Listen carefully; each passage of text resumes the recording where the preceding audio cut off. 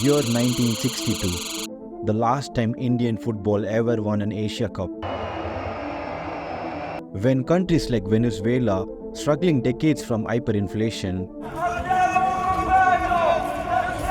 North Korea, still under brutal dictatorship, or Palestine, sadly the world's largest open prison, still struggling from war conflicts. All these countries have better FIFA ranking than India.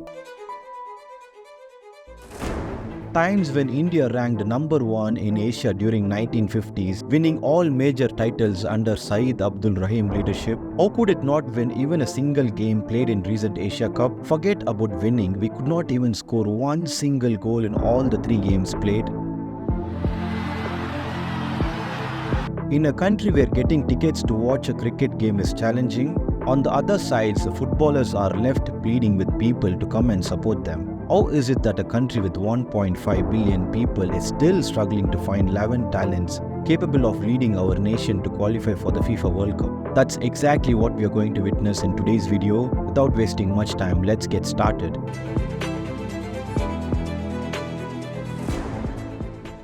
In the initial stages of Indian football, we had some great teams and coaches who elevated the sports to the next level. The influence of Indian football came through British colonization, where most of the clubs that existed in India before 1990 were filled with Britishers, with only few Indian players. The major breakthrough came in the year 1911 when the club called Mohun Bagan from current West Bengal became the first Indian club to win the FIFA Cup against a British team called the East Yorkshire Regiment.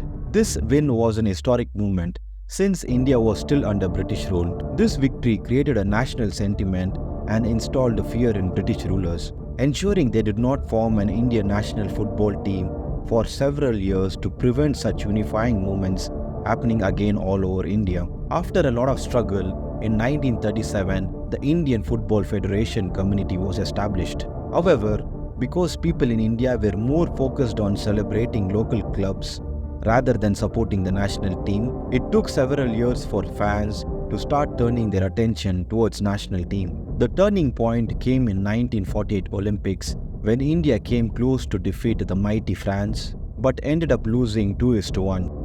India's performance on Olympics caught FIFA's attention, leading them to offer India a spot in 1950 World Cup. There are many reasons circulating over the years on why exactly India did not participate in 1950 World Cup, but according to the data, when the World Cup was hosted in Brazil, the team had to travel by ship, which took almost 2 months each way.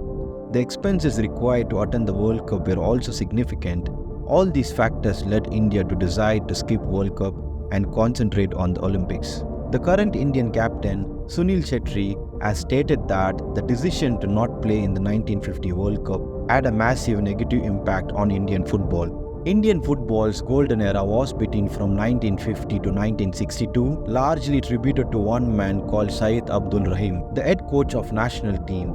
He brought new spirits and confidence in the player, introduced innovative tactics in the pitch, and a discipline with aggression training off the pitch. The famous 4-4 formation in Indian football was first introduced under Syed Abdul Rahim. Also during his period, India won their first Asian Games finals in 1952 and became the first Asian team to reach Olympic semi-finals in 1956. The last famous victory for India came in 1962, winning Asia Cup by defeating South Korea. This was also the greatest Indian team we had till date, with legendary footballers like P.K. Banerjee, Chunni Goswami, Jarnail Singh. Right after this tournament victory, Syed Abdul Rahim was unfortunately diagnosed with cancer and passed away within a year. By 1964, most of the India's star player had retired. Due to the lack of management, India struggled to identify new talent promptly, leading to disappointment in every tournament played after 1964. Despite winning the Asia Cup 2 years prior, the team at this point failed to qualify even for the group stages of Asia Cup. But the major blow came in 1983 when India won the Cricket World Cup, shifting people's attention entirely to cricket. This affected not only the public but also sponsors and even the government. After this sporting incident, football slowly faded away for 2 decades. But if we try to decode this issue closely on Indian football downfall, India still has the world's second largest fan following for football. During the Qatar World Cup 2022, an analysis shows that the highest number of broadcasting viewers from India. This data shows that Indian fans are more interested in watching international players than Indian players. For those who are watching this video, let's be honest. We know star players like Messi and Ronaldo and watch regularly the games of big leagues like EPL and La Liga. How many players name that we know in Indian football apart from Sunil Chhetri? Comment down your thoughts below. In our previous video regarding how cricket makes money, we have seen that cricket's main revenue comes from broadcasting rights. Let's closely see how Indian politicians and media mafia stop the shift towards football. In cricket, during an ODI match, we have a total of 100 overs, which means there are 100 opportunities for commercial breaks. Additionally, there may be few more commercial breaks if a batsman are injured or in other scenarios. This is where broadcasting media makes tons of money from commercial ads and sponsorship deals. But if you understand how football works, the game lasts a total of 90 minutes divided into 2 halves of 45 minutes each, with breaks in between.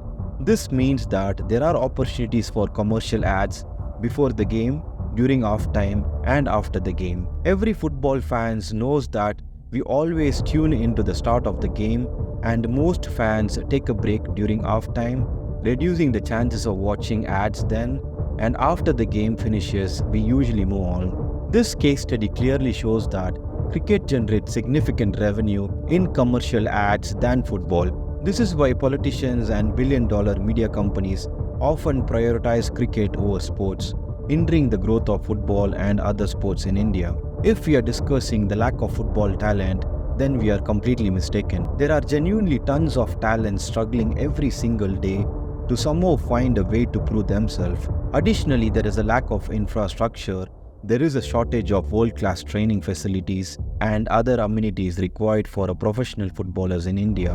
One of my old friend back in India, an exceptionally talented footballer, dropped out of school to pursue football full-time.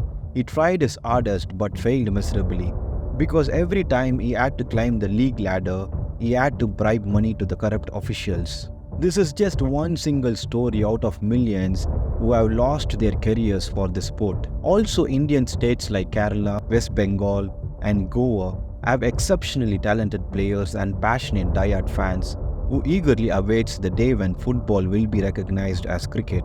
We also cannot conclude this video without talking about our Indian captain Sunil Chhetri, who has dedicated his life and soul to the sport, still striving at the age of 39 to somehow lead India to qualify for the World Cup. We should wait and see if this man, along with million fans, will see their dream turn into reality. In India, the biggest curse lies in our corrupt politicians and government officials. Once these individuals are removed from the power, every other sports will have opportunity to grow just like cricket. This video is dedicated to my friend and other Indian footballers who got sucked into this corrupt system. Again, thanks a lot for watching. Until next time, Sunil Cristiano.